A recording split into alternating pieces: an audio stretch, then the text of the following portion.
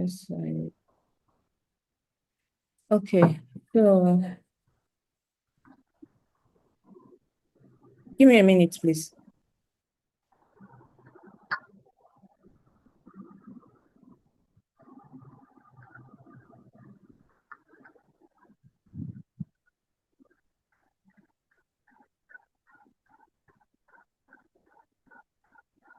Okay, please let me know when you can see my screen.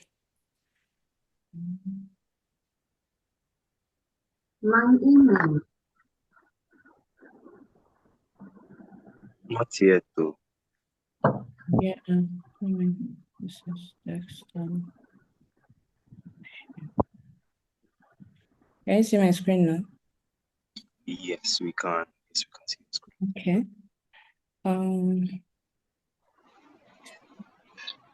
Okay, so yesterday we did a little bit introduction on JavaScript. We wrote a few lines of JavaScript, and we talked about variables and then how to set up your laptop to be able to write your JavaScript code.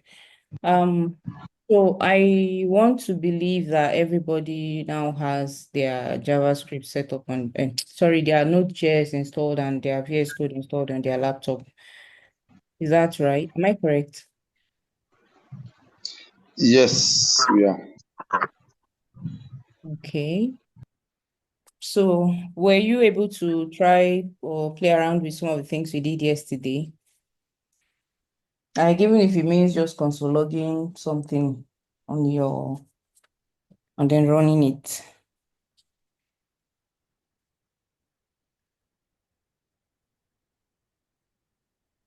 Was anybody able to try?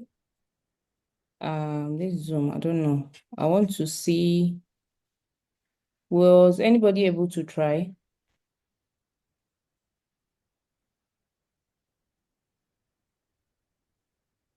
Nobody is saying anything.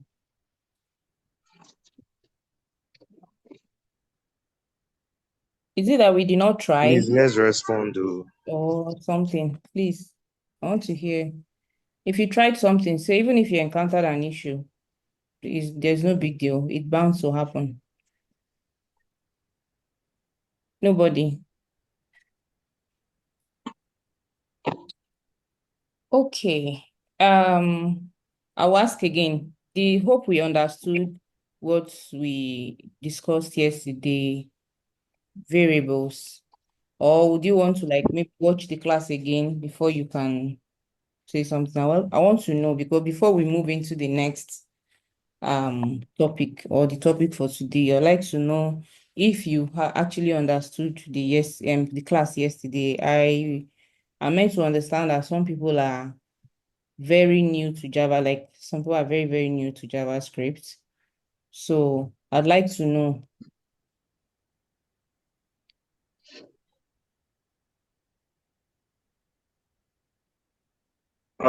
Please, if you Please, cannot can we talk, have the maybe you should just recording of type. yesterday's class? Because we've been asking on I the group, said, no response. if you check the group, you see you've been responded to actually. I just got the recording, so it's a link, so I need to sort it out to be able to share it to you, which I had already said on the group and before we started this class. So I hope you understand. Hello, can you hear me? I don't know who asked for the record. Mary, can you hear me? Yes, we heard your voice. We heard what you said. So I don't know, like the person who asked for the recording, I don't know why you're not responding. So, all right, no problem. Let's go on. Okay, so please, I think it would be nice if somebody is asking question, try to respond so that the person knows that he's speaking to somebody or speaking to people. We are all on the call, and if you can hear the person, just you can unmute and respond or even type on the chat, please. Also, Henry, I would like to ask, please, if anybody is asking a question in the chat, please just let me know or call my attention because since I'm sharing my screen, I might not be able to see anybody. So if anybody asks a question or just call me back, And if I'm saying something and you're no longer following, please call me back. Hopefully we don't run into the same issues yesterday. Okay, so today we are going to be talking about data types and operators in JavaScript. So in JavaScript, we have a couple of data types, and they are majorly divided into two broad categories, which is the primitive data types and the non-primitive data types. And as you can see, we have the primitive data types are basically those data types that are value typed. And we have a number of them, which is about 5 of them, which is the string, number, Boolean, undefined, and null. And we are going to go into each of these data types one after the other and see them, and then see what things you can actually do on these on these data types, right? How you can actually use them when writing code in JavaScript, right? So down here, I put a note that JavaScript is a dynamically typed language, meaning that when you're declaring a variable in JavaScript, you don't need to specify the data type of that particular variable from the very point when you declare the variable, right? That is what they mean by JavaScript being dynamically typed. You can declare a variable, and then maybe in the course of writing your code, you might assign it to any data type that you wish, right? Unlike in some programming language like Java. So for Java, you can't just declare a variable without a data type. If you want if you're declaring a variable and the variable would hold a string, you have to declare it from the very beginning that this particular variable is going to hold a string value, right? Unlike in JavaScript, where you can just declare a variable and leave it, and then you can assign it a string and then even reassign it something else in the future, maybe a number or even a Boolean, depending on what you want it to hold later. So you can actually declare a variable without. So basically, it is dynamically typed, right? It's not strict with data types like with typing when it comes to variables and all of that. So, but languages like Java, they are strict with that. So you can't really just do anyhow with with data type basically in Java. But with JavaScript, can do however you like. Yeah, so let's see some of these data types in code or in code. Yeah. Um so yesterday, these are some of the things I demonstrated yesterday. I'm going to be removing these things. I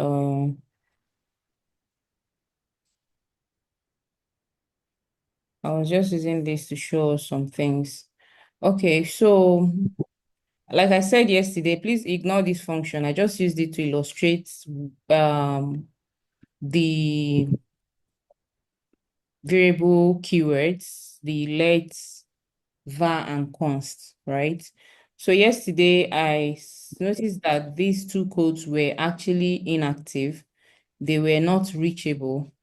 And so after the class, I figured that they were not reachable because there's this false here. It means that it's basically invalidates everything in here because this is false. But if it is true, it will, make it come up. But we'll get to these things basically later. So don't worry about that. So the first thing that we're going to be discussing is string. So what is a string? So in JavaScript, or even in most programming, you see words written in quotes, right? Written in quotes. Even yesterday, you should have seen me when I was declaring a variable. I said maybe variable name. When I wrote name, I put it in a string to write Mary. So the reason why I'm putting it in a string is if I remove this string, this icon, this string thing, it makes this like it makes this thing become out of place in JavaScript, right? So if I'm saying that this is a string, I will have to put it in a quote, either in a single quote or or a double quote, right? So to show that this is a string, right? So basically strings um words that you use in programming. So when you're writing any word, basically that, or maybe sentences or something in JavaScript, and you want it to be printed, like you don't want it to be seen as some maybe keywords that are keywords that are already existing, then you have to like enclose it in a string. Even a number, for example, if for instance you put 12, a number, but when you put it in a quote, it's no longer a number, it becomes a string, right? It becomes a string. And the way it is like this, you can't really perform any mathematical operation on it because it is now seen as a string, right? But when you remove this quote, it goes back to a number. You can even see it from the color change in the um in the 12, right? So when I put a string, it changes. When I remove it, it goes back to a number, right?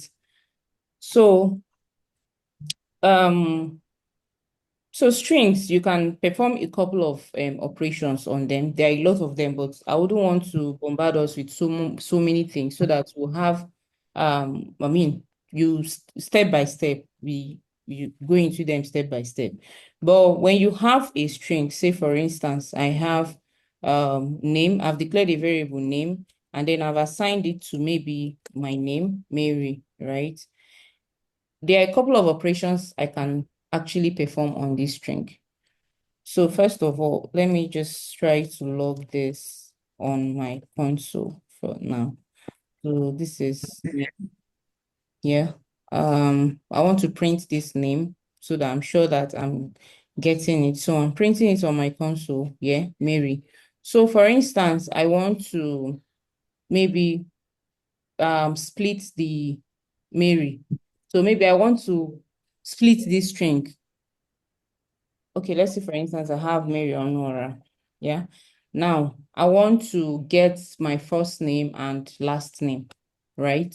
So there are a couple of methods that you can call on this string and it will basically perform that operation. This is seen as a single string for now. But I want it to now separate. I want Mary to be separate. I want Honora to be separate. So let's say maybe I'm writing a code that collects somebody's name and then splits it, or maybe collects people's name individually and then joins it to and joins it together as a full name, basically. Anything you can literally tweak it to however you want it.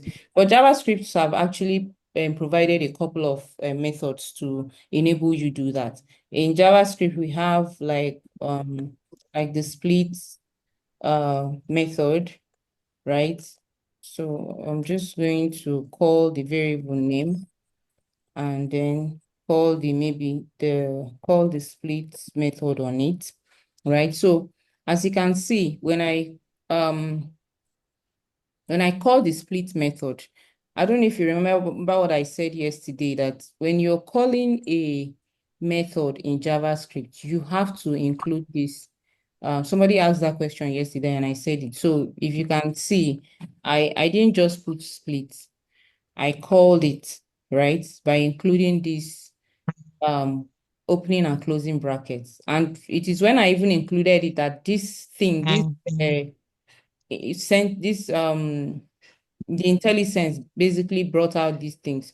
This is basically explaining what this particular method is doing and what is expecting.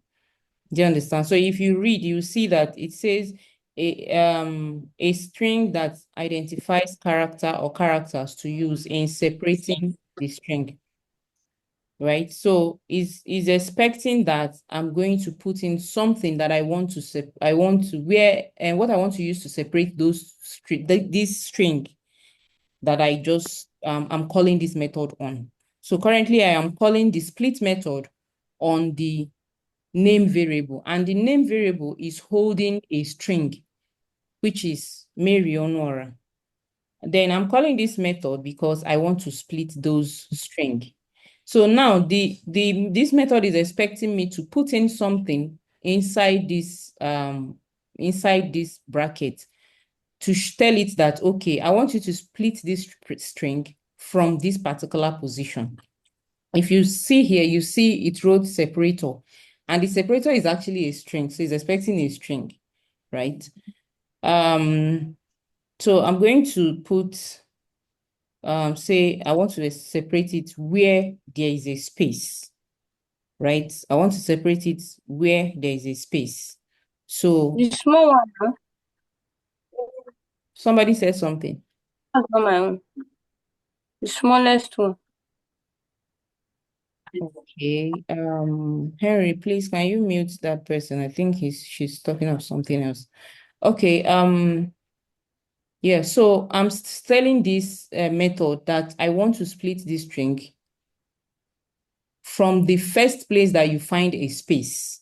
So what it means is that it will just keep looking until it finds a space. It will then split it from there, right? So,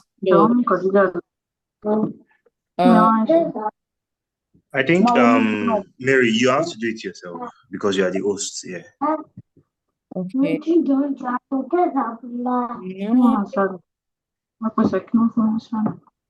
Can I Maybe you have to stop sharing first.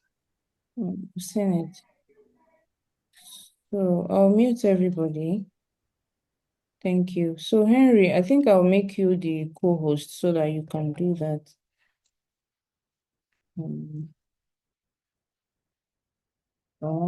Yeah. So I think you should be able to do that now. Thank you. So that can you hear me? Yes, we can. Okay. Can you still see my screen? Not yet. Oh, really? Okay.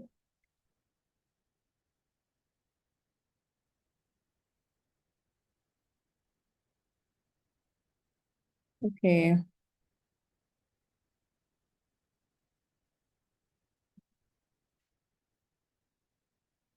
Okay, so I think I gave you the host this thing, and then it's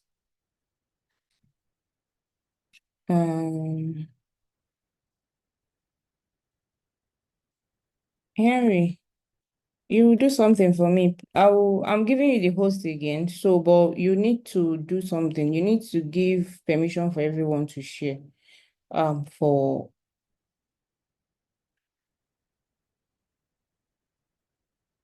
you know, let me just continue so that we don't waste time. Okay. Can you see my screen now? Yes, we can see your screen. All right, thank you. Please, let's try to remain muted, except maybe we have something important, like something regarding this class to say, maybe a question or something, so we don't interrupt ourselves.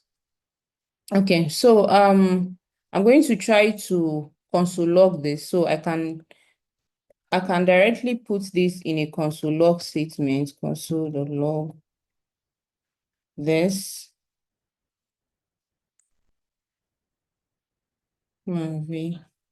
Yeah, right. Or I can decide to assign it to a variable. Say it's maybe new name.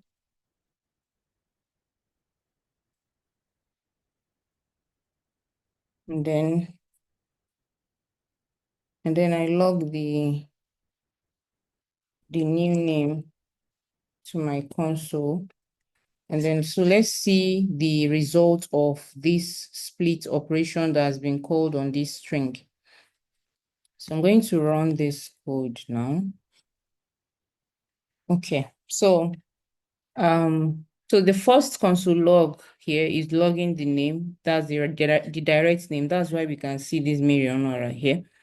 So the second console log is logging the new name, which has already been, which we have this operation performed on already. And you can see that we now have an array of 2 strings. The first string is Mary, and then the second one is Honora, right? So it's returning an array because this function basically returns an array. So when it splits when it splits whatever string you call it on, it returns an array. So when you looking at this, you can it's even showing on the prompt that was prompted to show you what this method basically does. So it says that a string that identifies character or characters to use in separating the string. The first sentence is saying whatever you're putting in it here is where you want the separation to start from. Now, if omitted, a single element array containing the entire string is returned. So if you don't put anything here, it will still return an array, but it will not split the string. It will return the same string for you. That's if you don't put anything here. Now, when you split a string into substring, split a string into substring, oh, wow, using the specified separator and return them as an array. So basically, whatever you put here, it then splits using that thing and then returns an array for you. So every method in JavaScript or function has something it is returning, except maybe you create a function that does not return anything, right? But most methods have a return type. It is either returning an array or maybe returning a string or maybe returning an object or something. But these things I'm calling, they are all data types, right? So this particular method is returning an array. So it basically splits your string for you and then returns the array. So imagine you want to now do something with the string. It allows you be able to use it, do something. You can decide to pick one of the string and use it to do something. But I will not go into that now so that we don't get confused, because that will now be array manipulation and all of that. So we'll get to that hopefully today because we have array here. So this is what a string basically looks like, right? And you can decide to split with maybe, let's say, I want to split it with O, right? This O now, that's the small letter O. So it means that it will just continue till where it finds the lowercase letter O and then split it there. So if I log this, you can see that here. Look at the new array that it returned. So it returned Mary on, and then it splitted with that O and then returned the remaining thing. So what it means is that it is splitting with this O. And if you see, you notice that the O is no longer even anywhere to be found. That is because it has used that to split the string, and then that one has lost. Like took it away completely, and then returned the left-hand side and the right-hand side that is remaining. So it basically comes here. What this function basically does is come to wherever you want it to split from, pick up the left-hand side of that thing, and then pick up the right-hand side as well, and return it as an array string of strings, sorry. Yeah. So that is that. Then the next one Hi, is Mary. class, which is hello. Hello. Yeah. So I noticed that you are using iOS Apple device, Abby. So on Windows, I don't know where to actually run this script. On Windows. On window. Is it the I don't know. terminal that you're talking about, or Yes, the the actual? terminal, yes. How to run it. That is going to display this terminal here. Okay, you also have terminal on Windows. Yes, I have. You can see the terminal, right? Can you Yes, I can see the were you terminal. able to open it in your VS Code? Yes. Okay. But after writing this script, because I'm following you as you are doing it for, Okay, I that's don't good. know. So I'll, you were able to write this, right? yes, yes. Were you able to write this? I'm using this particular script to run this No, yes. file.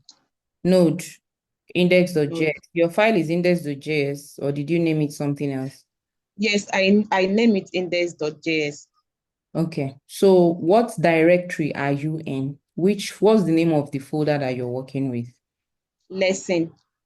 Your folder is also lessons. So Yes. your terminal, can you see lessons like this?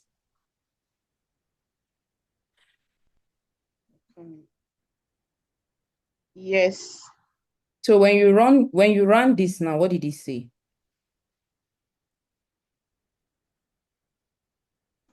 Like I you're, don't see anything actually. you're supposed to type this node index.js, and then Okay, I'll type it. yes, you should type it on your terminal and then hit enter. That's how you run it. Okay.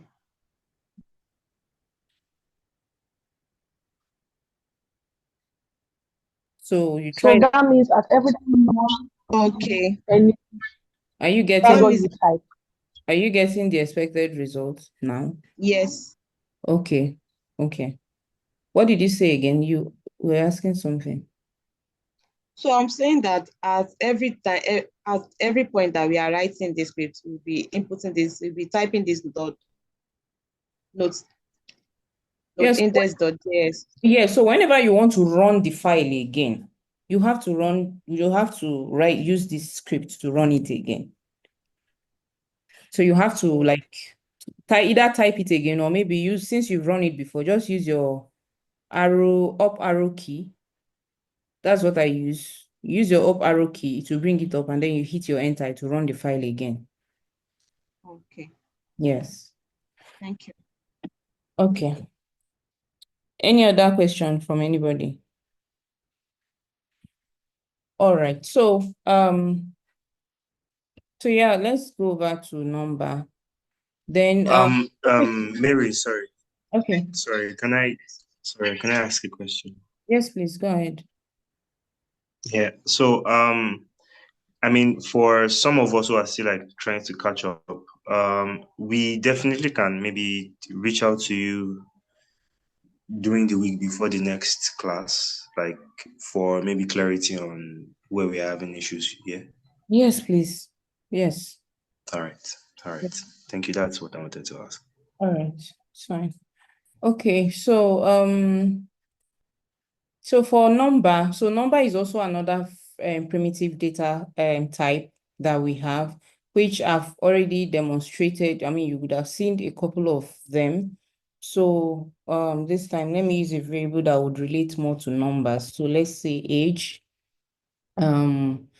You remember why I'm using this now? Because like I said yesterday, it's when you're naming your variable, name your variables to relate to the value that variable is holding, right? You can't be writing name and then you're writing number. I don't think there's anybody that their name is 10 or 14 or 12. So that's not even possible. So when you're creating a variable, create a variable name that relates to the data or the value that variable would store, right? So this time I want to demonstrate numbers. So I'm using something that would relate to number. When we talk about age, we know that age is numbers. So yeah, so I mean numbers can be 12, 12.4, 12 point anything, basically, right? Till infinity. All right. And you can perform operations on them like multiplication, addition, whatever mathematical operation you want to do, you can basically perform them on these numbers. And we are going to see that in play when we start talking about operators, which is also part of what we are going to be discussing today. So I'll just skip that for now. When we get to that, we'll see that happen. But for now, if I log this on my console, you're going to see this number printed out for me on my console as well. So I'm going to put age here. I want to console log age. Let me clear this. So yeah, you can see it's printed out this number for me. So if I log age, I called age, and then it's printed out the value for me, which is this whole number that I wrote here. Okay, so basically what happened there is that it approximated the number. You know that mathematics would usually approximate your number when it gets to a certain point. In this case, it got to the minimum of where it can take, and then it approximated it and returned it for me. That's why you can see that this is a little bit shorter than what I actually wrote here. I think it got to this point and then approximated 7 and then returned the other and threw away the other decimal point. Okay, so the next one is Boolean. And what is Boolean? Boolean is basically used to basically check the truthy and falsy of a situation. So it's basically of a situation or condition or statement or something. So Boolean is true or false. So Boolean is true and false. So now we know that something can either be true or false. So that is basically it. And there's no other way to put it, but say